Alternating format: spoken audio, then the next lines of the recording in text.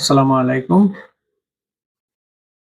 আমাদের দেশের ধনী কিংবা গরিবের একটি মানসিকতার সবচেয়ে বেশি মিল, তা হলো জীবনের উপার্জিত অর্থ সন্তানদের জন্য রেখে যেতে হবে। সন্তানদের ভবিষ্যতের নিরাপত্তার জন্য রাত দিন পরিশ্রম করে কোটি কোটি টাকা উপার্জন করতে হবে। কিন্তু মরে যাওয়ার কয়েক মাস পর ওই সন্তানরা যে বাবা মাকে ভুলে যায়, প্রিয়জনরা বছর ঘুরতে মাটিও নামটিও স্মরণ করে না, সেটা বেমালুম আমরা ভুলে যাই। অথচ এই মানুষগুলোর জন্য কতই না দৌড় দিই, দৌড়াদৌড়ি করে বিদায় নেই, কিন্তু জীবনের উপলব্ধি পর্যন্ত হয় না। দুনিয়ার অধিকাংশ ধনকুবের তাদের উপার্জিত অর্থ নিজের পরিবারের জন্য ঠিক কতটুকু রেখে যায় তা তাদের জীবন পড়লেই জানা যায়।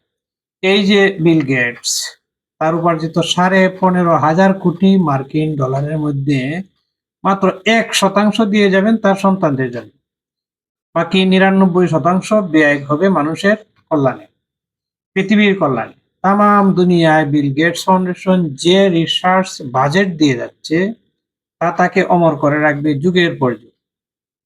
এমনকি মৃত্যুর পরও চলতে থাকবে এই ফাউন্ডেশন, যা থেকে উপকৃত হবে মানবকুল, পশুকুল। অথচ আমাদের দেশের দিকে তাকান, এই দেশের ধনীরা যেন সব সময় ক্ষুধার্ত থাকে, অর্থের নেশায় জীবনের দায়বদ্ধতা ভুলে যায়। দেশের বড় বড় কোম্পানি, বিশেষ করে ফার্মাসিউটিক্যালস, কেমিক্যাল, ব্যাংক, গার্মেন্টস কোম্পানিগুলো কেবল মুনাফা অর্জনে ব্যস্ত। দেশের মানুষের প্রতি যে দায়বদ্ধতা, তা তাদের নেই বললেই চলে। অথচ তারা চাইলে আমাদের সমাজ ও রাষ্ট্রটা পরিবর্তন হয়ে যেত। সরকার নিয়ম করতে পারত যে যেসব কোম্পানি গবেষণার বরাদ্দ দিবে, সেই ক্ষেত্রে তাদের বছরে আয়কর সেই হারে কমবে।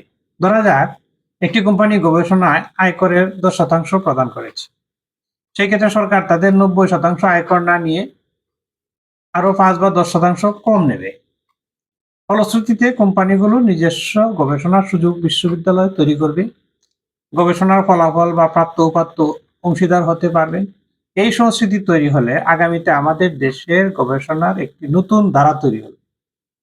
উচ্চশিক্ষায় কোম্পানিগুলোর দায়বদ্ধতাও তৈরি হবে।